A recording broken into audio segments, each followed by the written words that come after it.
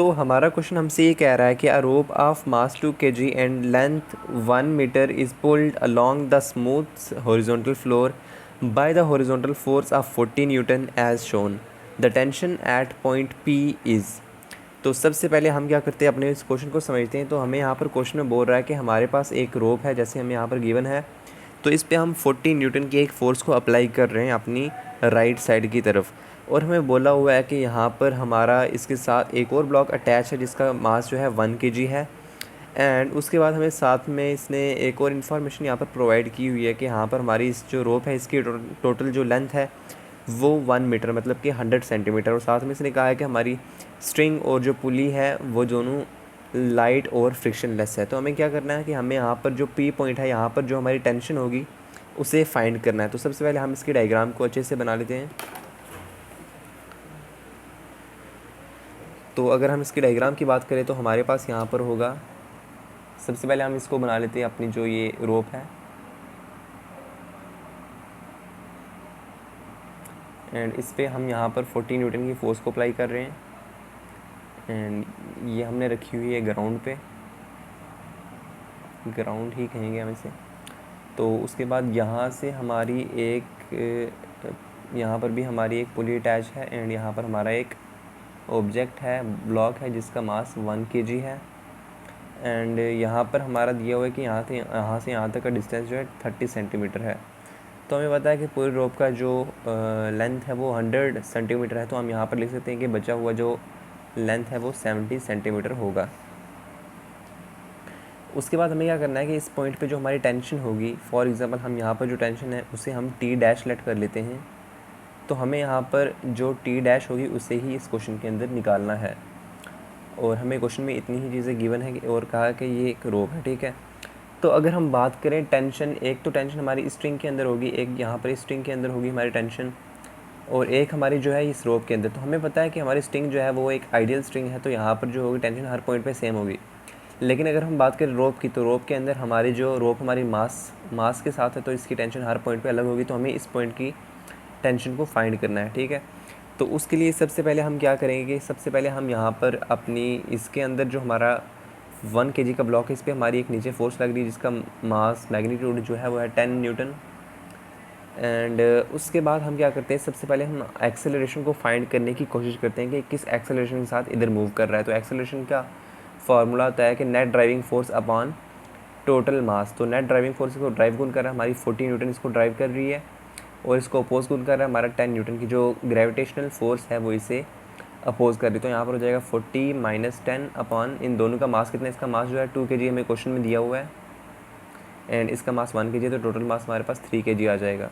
तो यहाँ पर हो जाएगा 30/3 which is equal to 10 metre per second का स्क्वायर। मतलब कि हमारे पास यहाँ पर जो इस पर एक्सेलरेशन लग रही है, इस तरफ पे जो एक्सेलरेशन इस पर लग रही है वो लग रही है 10 मीटर पर सेकेंड का स्क्वायर। तो अब हमारे पास यहाँ पर एक्सेलरेशन है, तो हम यहाँ से अब इस टेंशन को फाइंड करने की कोशिश करते हैं। तो हमारे पास ये टेंशन क्या होगी, अब आप देख सकते हैं कि हमारा जो ये पूरा सिस्टम है इस तरफ मूव कर रहा है, राइट साइड की तरफ मूव कर रहा है। तो यहाँ पर हमारा जो इसकी ड्राइविंग फोर्स होगी वो टी होगी। तो यहाँ पर हम इसकी इक्वेशन लिखेंगे, तो T minus 10 is equal to mass into acceleration. Mass 1 kg और acceleration 10 metre per second square है, तो इन दोनों को मल्टीप्लाई करने पे 10 मीटर ही आएगा, 10 ही आएगा। और यहाँ से इधर आएगा, तो यहाँ पर टेंशन हमारी हो जाएगी 20 न्यूटन्स यहाँ पर आ जाएगी हमारे पास। तो मतलब कि यहाँ पर जो ये ब्लॉक के ऊपर टेंशन लग रही है वो है 20 न्यूटन्स की टेंशन। तो हमने इस टेंशन को क्यों निकाला, चलिए हम देखते हैं। तो हम क्या करेंगे कि हम अपनी जो ये रोप है, हमें अपनी इस रोप की इस पॉइंट की जो है हमें टेंशन को फाइंड करना है, इस पॉइंट की। तो उसके लिए हम क्या करेंगे कि इस अपने जो ब्लॉक है इसको 2 पीसीज में डिवाइड कर देंगे। तो एक ये राइट साइड वाला हम पीस यहाँ पर ले लेते हैं, तो इसको हम अलग से बना लेते हैं अच्छे से। तो यहाँ पर हम इस ब्लॉक को बनाएंगे, तो ये कुछ इस तरह से होगा। इसको हम यहाँ से ऐसे रख देते हैं, एंड हमें इस पॉइंट की जो है टेंशन फाइंड करनी है। तो यहाँ पर हमारी जो टी डैश है वो इस तरफ लगेगी, जो कि हम यहाँ से देख भी सकते हैं कि हमारी जो टी डैश है वो इस तरफ ही लग रही है।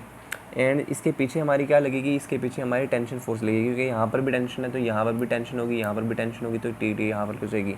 तो यहाँ पर हम देख सकते हैं कि यहाँ पर हमारा बैक साइड पे हमारी टी लगेगी, और कोई फोर्स यहाँ पर हॉरिजॉन्टल सरफेस पे नहीं लगेगी, वर्टिकल पे लग सकती है। वर्टिकल पे यहाँ पर तो 20 लगेगी, और यहाँ ऊपर हमारी नॉर्मल फोर्स एक्ट करेगी।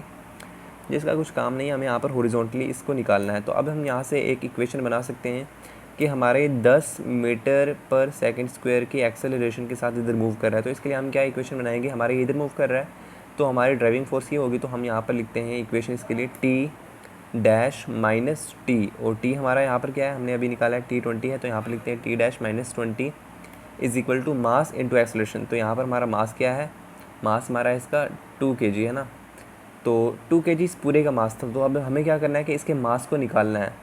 तो अगर हम देखें तो हमारा मतलब कि जो इसकी टोटल लेंथ थी वो थी 1 मीटर। तो अगर हम बात करें सेंटीमीटर के तो अगर हम बात करें सेंटीमीटर के अंदर, तो हमारे 100 सेंटीमीटर की जो मास थी वो थी यहाँ पर हमारी 2 kg है ना।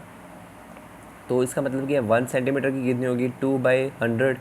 और हमने यहाँ पर कितने सेंटीमीटर को लिया है, यहाँ पर हमने 30 सेंटीमीटर को लिया है, क्योंकि हमने इस ब्लॉक को यहाँ से कट किया है। तो यहाँ से इधर हमारा जो इसकी लेंथ है वो है 30 सेंटीमीटर। तो यहाँ पर क्या हो जाएगा, 30 सेंटीमीटर का जो हो जाएगा हमारा वेट मास हो जाएगा, वो हो जाएगा 2 × 30 जो कि 60 हो जाएगा अपॉन 100 जो हो जाएगा, यहाँ से 0 कट हो जाएगा, यहाँ पर आ जाएगा 0.6 kg।